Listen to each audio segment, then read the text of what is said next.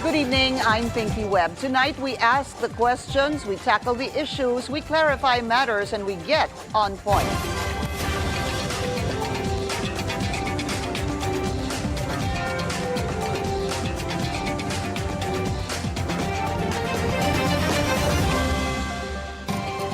Despite government's efforts to bring the price of rice down, the staple remains expensive.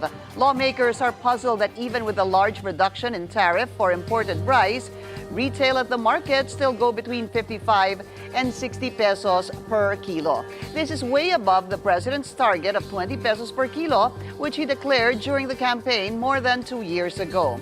Lawmakers believe middlemen and financiers may be engaged in price manipulation. A farmers group also wants a price cap on rice. Let's get on point with Iloilo Representative Janette Garin, a member of the Committee on Agriculture and Food, who's joining us via Zoom, and Mr. Rosendo So, President of the Samahang Industriya ng Agrikultura or SINAG. Rosendo, magandang gabi sa iyo. And Congresswoman, good evening to you too. I'm going to start with Congresswoman Garin. Magandang gabi po sa inyo, ma'am. Magandang gabi sa'yo, Pinky. Okay, yesterday, during the hearing, ma'am, isa sa yung una niyo po actually na tinanong, if I'm not mistaken, among the resource persons was that, what are the factors that influence the price of rice? Nasagot ho ba yun? Nasagot yun, no? Yung farm inputs, yung cost of production of rice in the Philippines, and of course, logistical cost. And ang sinabi nga, no, yung tila sa buwatan dun sa mga middlemen. And the biggest factor was that most of our farmers are actually tied, their hands are tied, because when they till their lands, the seeds, the farm inputs, and everything they use are coming from financiers who label themselves as farmers. But the real farmers would end up being tied to farmers, capitalists. And they get a little margin of what profit they should be getting, at yun namang mga kapitalista ay kontrolado na yung presyo papunta sa taas. Kaya kawawa po yung magsasaka natin. Yes, tama po yan. Kawawa yung magsasaka, nagagamit sila. Yung hindi naman talaga magsasaka at mga kapitalista ay tinatawag yung sarili nilang magsasaka. Not to mention the fact that this was being repeated by Secretary Laurel and the DA family, that the consumption of rice in the Philippines, 78% of our consumption comes from the local harvested rice, while 22% comes from imported rice. Ibig sabihin, yung pong presyo ng local ay ang lumalaro, no? Para kung mag-peg ano yung presyo ng imported. Kasi imported, maski mababa siya dumating, pagdating sa retail price, masyado ng mahal. Doon ang tubo sa ilang layer ng ating mga middlemen. Yun din po yung inyong naging tanong kahapon eh. You wanted to find out, well, number one, what is the composition? Yes, sabi nga 78% local, 22% yung imported. And then you were actually asking, so what is causing the spike in rice prices? So because of that, because of what you're calling farmer capitalists, who are these people and how can they be, how can we discover who they are? How can we find out sino sila at para matigil na po itong ginagawa nilang Madali pong ma-discover kung sino sila, no? Kasi kapareho nung nangyari sa sibuyas, trinace back natin from the retail sellers dun sa mga supermarkets and markets. Nag-backtrack tayo sino yung nagbebenta sa kanila, at sa wholesaler side naman at dito sa farmers, nakita rin natin kung magkano ang benta. At kitang-kita doon na nasa gitna eh. So, the NBI is now doing their job to make a trace back from the retailers back to the wholesalers and importers and the big farmers, the capitalists, and from the capitalists, millers, importers and wholesalers, down to the retail. Makikita yan eh. Kasi ang nangyari naman dito, Pinky, kung babalikan nga natin, napakaganda nung pag-market ng rice tarification law. Lalagyan ng buwis ang imported na bigas para hindi malugi yung ating mga rice farmers. Unfortunately, isiningit doon yung pagtanggal ng poder ng NFA na magbenta doon sa NFA rice retailers. So if you recall before, every time there are red flags, no, may spike na nagkakaroon ng sabuatan sa baba at tumataas yung presyo ng bigas, pasok agad yung NFA rice retailers. Tinanggal yun. Kaya nagkaroon ng monopoliya or sabuatan sa mga middlemen and traders in between. And we are looking at a layer of 4 layers dahil wala nang nagpo-police. That is why we need to amend the law and we need our counterparts in the Senate to understand that this is quite urgent. Opo. Okay. Do you agree? Yeah, for me, nakita naman natin na for the past year, ang NFA ang nag-handle. Pero ang nangyari is, kasi hindi naman yung NFA ang nagbebenta retailer pa rin. Dati, ang nangyari is yung NFA, may NFA rice pero walang NFA price. Kasi riniribag nila. No?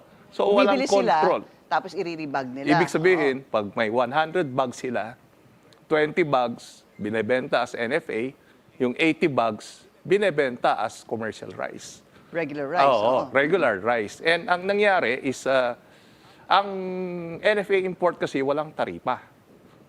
So ang nangyari is, yung DOF ang nag-abono ng tariff subsidy. Umabot ng 175 billion ang lugi ng gobyerno. Dahil, because of the subsidy. Because of the Yeah. subsidy, no? Walang tariff eh. So ang walang collection sa tariff. So yung government ang nag-absorb dun sa tariff sana na 35% kung NFA ang nagpapasok. Opo. So yun, kaya tinanggal sa NFA ang power. Ngayon, dun sa bagong batas, binigay yung power sa DA na in which pwedeng mag-angkat ang DA in case na may problema. No? In case kulang. Oo, yung pero forecast yung nila kulang. NFA can buy rice dito sa local ng palay.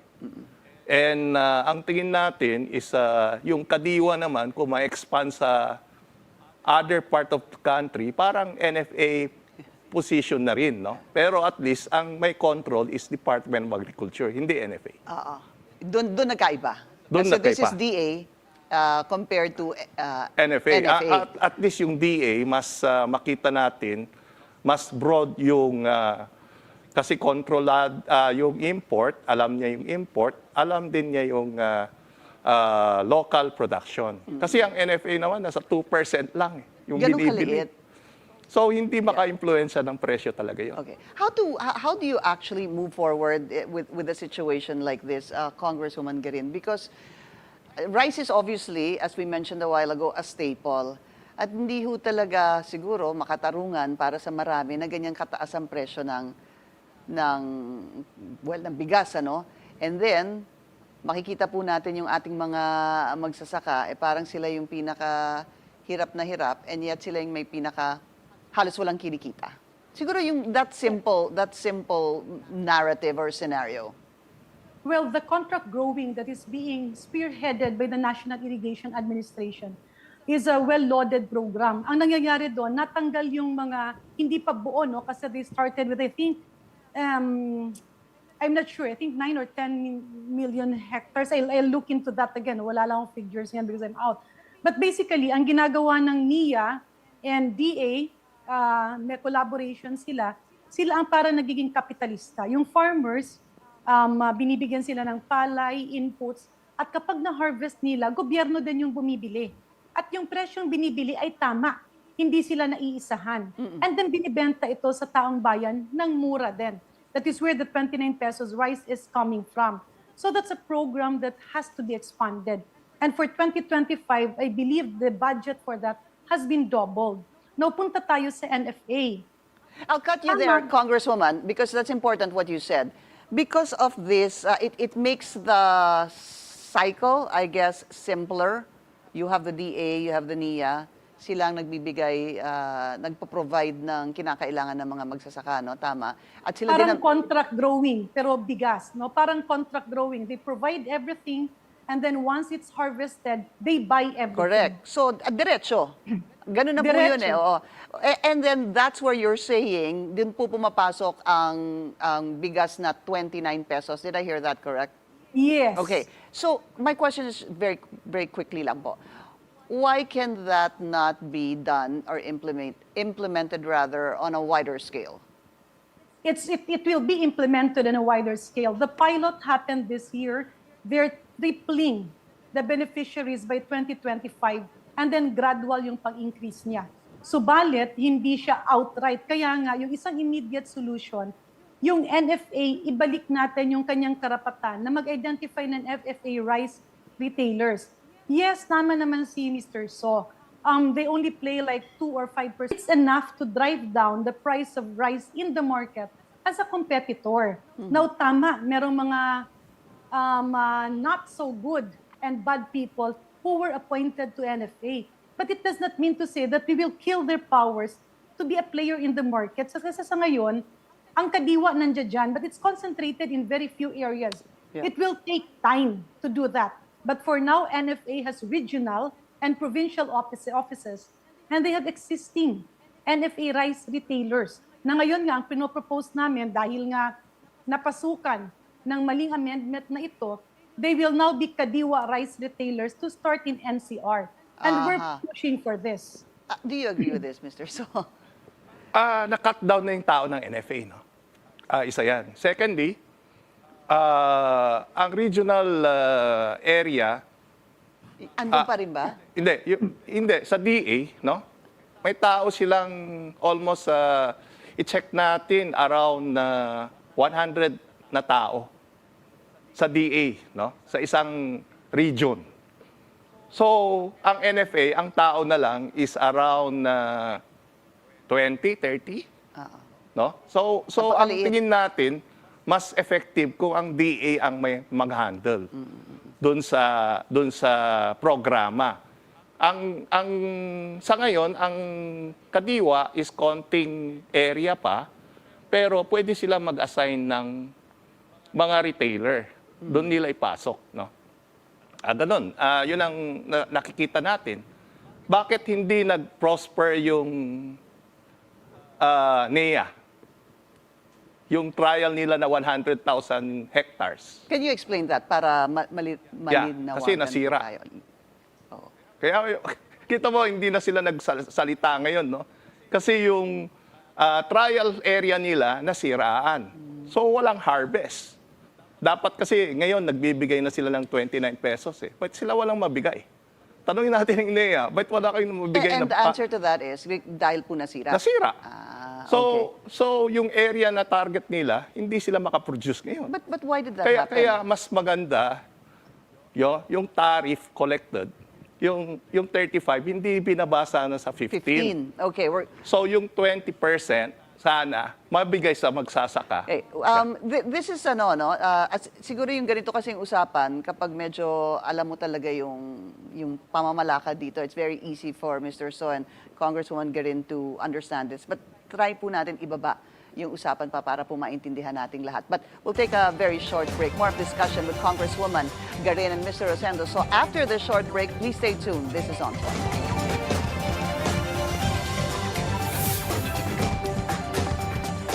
This is The Scorecard, where you score the latest sports news and in-depth views. I'm Anton Rojas. Kevin Kiambao has earned back-to-back UAP MVP titles. Buwa Cardinals ended the NCAA Season 100 men's basketball season. The emotional triumph ended a 33-year Mapua title drought. Marlon Stockinger offers a unique virtual F1 experience in the country. On The Scorecard, where sports is our business and business is our sport, right here on the Billionaire News Channel.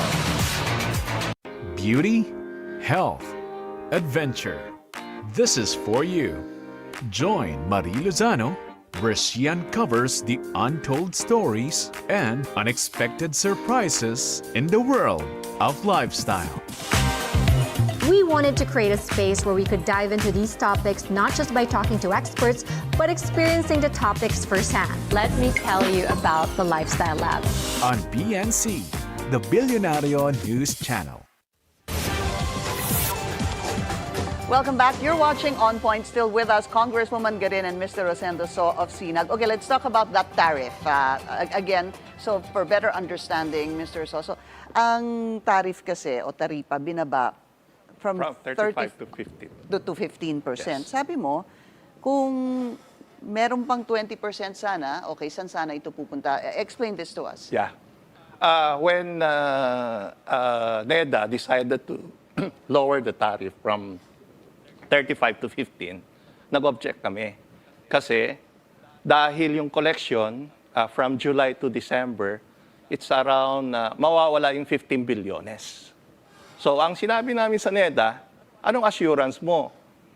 Hindi bababa yung presyo ng retail price. Wala kayong kinap na presyo. Ibig sabihin, sana ang projection nila kung bababa ng 7 pesos, sasabihin nila, okay, retailer, bebenta na lang kayo ng 40 pesos and 45 pesos. Di ba? For the regular meal and well meal rice, para at least alam nila. Wala silang ginawang ganun. Ayaw nila i-cap yung presyo. So, walang nangyari. Di ba? Binaba nila yung taripa na wala yung 15 bilyones para sa magsasaka sana yun. And it hindi didn't bring bumaba down yung the presyo sa consumer. Tama. Okay. And I think was that admitted by NEDA? I read something Yes, that admitted by NEDA. Sinabi nga naman nila. Nagkamali sila. di ba? Nagkamali sila. Na in which, sayang. Kasi kung binigay mo yung 15 billion yung sa magsasaka sa 1.5 million farmers na tigwa 1 hectare, Magkano yun? bababa yun ng 10 pesos per 10,000 pesos per hectare. So yung production cost kung bumaba, yung palay bababa ng 2 pesos and 90 centavos. So yung bigas, in return, bababa ng 5 pesos. Na in which mas effective yun dahil 78% of the total market Is local. mas serve. Di ba? Right. So, mas malaki yung volume. Does that make sense to you, Congresswoman Garin? Yeah, I'm sorry, but I disagree with Mr. Sono. Unang-una, yung pagbaba ng taripa ay malaki ang naitulong. Dahil tumas yung dolyar, nagmahal ang logistics. If this was not reduced, if the tariff was not reduced, then it could have skyrocketed the prices of rice. Pangalawa, ang sinasabing walang epekto yung pagbaba ng taripa, actually meron. Kasi kung titingnan mo yung landed cost, bumaba eh. And it's not 7 pesos. What the Department of Finance said was that there will be a reduction of between 4 to 5 pesos per kilo sa pagbaba ng taripa from 35 to 15%. However, ang nangyari ngayon dahil natanggalan ng powers ng NIA na magkaroon ng poder sa mga public markets, nagkaroon ng sabuatan sa traders because in fact, we were in Bulacan yesterday and we were having a dialogue with most of the big wholesalers and importers. At inamin nila na yung landed cost is between 35 to 37 pesos per kilo. Ang pinakamahal na doon, ang tinatawag nilang Vietnam and glutinous rice was pegged at around a maximum of 38 pesos per kilo. Yan sa consideration na mahal ang dolyar. And they do not understand why it's being sold, retailed at 55 to 60 pesos. At inaamin nila na yung mga bumibili sa kanila, mura ang bili, pero binibenta ng mahal dun sa retailer kasi nga, wala na yung NFA na pumapasok. That's why we called on the accountability of DTI. Kasi tila yung pag-reduce ng presyo ay inabuso. Tama naman yung sinasabi ni Mr. Son, na tulungan natin yung mga farmers, but let us admit it. Yung current yield natin ay hindi pa kaya yung yield ng ibang bansa. Ang production cost ng Pilipinas ay mataas as compared to the production cost of other countries because our irrigation system ay naging atras abante. Okay, I'll cut you there, Congresswoman. Kasi yung sinasabi niyo po na yung landed cost supposed to be is 35, tama ho ba? 35 to 37 pesos Yes. sa palengke. Initially, they said 33 pesos. Customs said 33 pesos. But upon conferring with DA, tiningnan na namin yung ibang mga nag-underdeclare, it was agreed at 35 to 37 pesos. And ano ba dapat ang profit margin? Because Secretary Laurel, I think, was saying that the profit margin should only be 5 or 7 pesos. True. And that is why the output of the meeting yesterday, makikipag-ugnayan yung ating mga wholesalers and millers to bring rice to the public markets all over NCR. Okay. And then maybe by end of January and February, they'll expand to Region 3 and Region 4A. And the commitment was to sell that at 40 to 45 pesos, depending on the klase. So kung titingnan mo, kayang-kaya talaga. 40 to 45 pesos, Mr. So mahal pa rin. Ano ba yung sinasabi nilang presyong ganon? Kasi tatlong klase yun no? $450, yung 25% na sinasabi ni Secretary sa hearing. per metric tons. Naku, no? hirap Yun naman. ang Okay. 33 pesos Okay. to 34 pesos. Per kilo. Oo. Ang problema natin, ang pinapasok ng 90% ng importer is yung 5% broken. Na sinabi ni Secretary sa hearing, umaabot yan ng $600 to $700 Vietnam price. Di ba? So, ang nangyari kasi, hindi nagpasok ng 25% broken. Yung 25% broken, totoo, Pakistan. Nagbenta nga, mas bababa pa kaysa dati nung 35% tariff. No? So imagine, dapat nasa 33 pesos yon, totoo, dapat may 40 pesos na retail price. Ang problema, majority, nasa 5% broken. Mga special rice ang pinasok. So paano mo ibababa yung presyo niyan? Yeah. Special rice, di ba? Well, So yun ang sinasabi natin. Dapat Okay. yung tinarget ng importation, dapat 25% broken. Congresswoman, go ahead. Yeah, Pinky, if I may, no? With due courtesy, of course, to our good friend, no, si Rosendo So, tingnan natin, no? Kasi lalabas naman yan in a few days' time. Yung pag-ikot nung yung intercity, yung ating mga wholesalers, and yung ating mga importers, and then the middlemen na talagang yung medyo totoo, no? Hindi yung pumapatong ng malaki, hindi kasama doon sa price manipulation. They'll bring the price to 40 to 45. Yes, tama po kayo, medyo mataas pa rin po yun. Okay? Kasi nagkaroon naman talaga ng problema in terms of pricing nung kinulang ang bigas ng Vietnam. But if we go back, kasi ang usaping bigas ay hindi yan nare-resolve overnight. It needs time. That's why sabay-sabay ang ginagawa ng gobyerno dahil sa kumpas ni Pangulong Bongbong Marcos.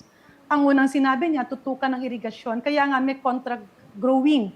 And I'm really sorry, I have to correct. Kasi we're doing our oversight hearings on this. It is not true na karamihan ng contract growing rice program ng NIA ay nasira. Konting-konti. We just had a meeting with them yesterday. And I believe they are also dealing with the National Confederation of Irrigators Association kasi kasabwat nila yan, kausap nila yung mga farmers. And they were giving us the figures. Unfortunately, hindi ko lang dala yung mga papel ngayon. So, balikan natin yung usaping bigas. Nung tinaas ang taripa ng imported, ang ginawa naman ng ating local capitalists, no, na sila naman ang umaabuso sa ating mga totoong local farmers, tinaas rin nila ang presyo. Kasi sasabihin nila, hindi mahal ang imported. They took advantage of it. So ang nangyari, tumaas yung pangkabuhan. Dagdag pa dyan yung pinakamalaking dagok na tinanggalan ng capacity ang NFA na magkaroon ng retailers. Tama naman ang sinasabi ni Mr. So. Maraming tao ang DA. But DA, by virtue of their mandate, is not mandated to sell rice to private individuals. Hindi nila trabaho yun Pangalawa, yung ating mga personnel sa DA ay gumagawa pa ng iba at maraming trabaho related to agriculture. Now, NFA had that mandate.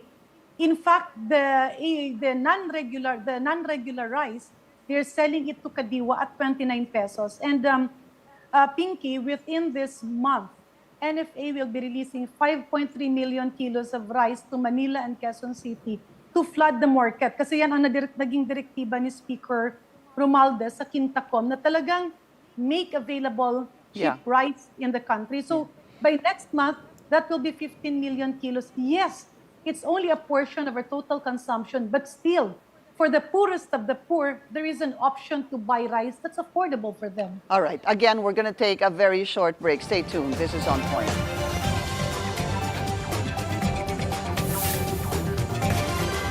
Hello and welcome to Follow the Money. I'm Rain Musngi. Join us as we explore the tools and insights you need to jumpstart your financial journey. The crypto market climbed over $800 billion. Tech giant Alibaba has announced plans to issue notes. Investors are anticipating a significant downward move for the cryptocurrency. Swift is adding a new chapter to her record-breaking year. Follow the Money, 10:30 a.m. Keep it here on BNC, the Billionaire News Channel. Always on top. Good morning, I'm Mikey Oreta, and you're watching Basis Points, where we dive deep into the numbers and the stories that drive our economy and shape our world. Stay ahead of the curve with the latest on financial dynamics. The Philippines' trade deficit hits its highest level in over 2 years. The Philippine stock market continues to plummet. The Philippine Economic Zone Authority is on track. Join us as we delve into the evolving economic landscape. Mikey Oreta, Basis Points, 9:30 a.m. Only on BNC, the Bilyonaryo News Channel. Welcome back. I'm Pinky Webb. You're still watching On Point. Still with us, Congresswoman Janette Garin of the House Agriculture and Food Committee, and Mr. Rosendo So. He's with us here in the studio of SINAG. Yung 29 pesos po. Subsidy. Yun ang tatanungin ko. Siguro yung madaling, yung very simple question. Paano po ba nakakapagbenta ng 29 pesos na kilo ng bigas? Binili nila yung palay at 30 pesos. Ibebenta nila na at 29 pesos. So, magkanong lugi nila doon? So, Piso yung bawat kilo. tanungin ng Kongreso, yung ibebenta nila na palay, bigas, kung magkanong lugi ng NFA. Dapat yun ang tanungin. Dapat yung normal price, ang sinasabi ni Secretary na normal price na sa 40, di ba? Yun ang normal price. So, yung 29 pesos is subsidy. Huwag natin pilitin na ibigay yung presyo kasi malulugi naman yung NFA. So, dapat tingnan mabuti ng House kung ito ba is subsidy. Kasi kung subsidy... Hindi ho ba inaamin na subsidized ito? Hindi inaamin. Yung explanation nga ni NEDA Secretary dati kay Presidente, nung nag-sign si Presidente, is 29 pesos pag binaba yung taripa. Yun ang in-explain niya. Okay. Congresswoman Garin, is this 29 pesos going to be subsidized? Let me put it this way, Pinky. The rise in NFA is the country's buffer stock, no? Mandated tayo ng batas na meron tayong ahensya na nag-iimbak ng bigas na kung sakasakaling magkaroon ng food shortage at emerhensya ay merong pagkukunan ang bansa at hindi tayo magugutom. Now, it's being sold at 29 pesos per kilo based on what the board has approved because this is not regular rice. Ang ibig sabihin, yun ay naka-imbak na doon ng 3 buwan. In other words, parang kumbaga on sale siya. It's not the total consumption, it's a small consumption. Yeah. Pero hindi naman yan na matatawag mo na subsidy kasi kailangan mong mag-imbak eh.